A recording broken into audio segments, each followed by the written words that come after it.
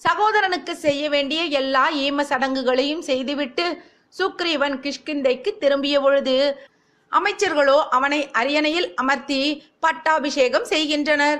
சுக்ரீவனும் நீதி நெறிப்படி அரசாள தொடங்கினார். சில மாதங்கள் கழித்து எல்லோரும் வியக்கும் வகையில் வாலியோ அசுரனை கொன்றுவிட்டு கிஷ்கிந்தைக்கு திரும்பினார். சுக்ரீவனை அரியணையில் கண்ட வாலியோ கடும் கோபம் கொண்டு அமைச்சர்களை கைது செய்தான். சுக்ரீவனோ தன்னுடைய சகோதரனுடன் சண்டையிடாமல் அவர் மீது உள்ள மரியாதையால் பணிவுடன் ராஜகிரீடத்தை வாலியின் காலடியில் வைத்து வணங்கினான். தான் ஒருபொழுதும் பலவந்தமாக ராஜ்யத்தை பறிக்க எண்ணியதில்லை என்றும் தன்னுடைய உள்நோக்கமற்ற குற்றத்தினை மன்னித்து விடுங்கள் என்றும் வேண்டினான். வாலியோ கோபம் சற்றும் தணியவில்லை. குகை வாயிலை மூடிவிட்டு ராஜ்யத்தை கைப்பற்றியதாக சுக்ரீவனின் மீது குற்றம் சாட்டினார்.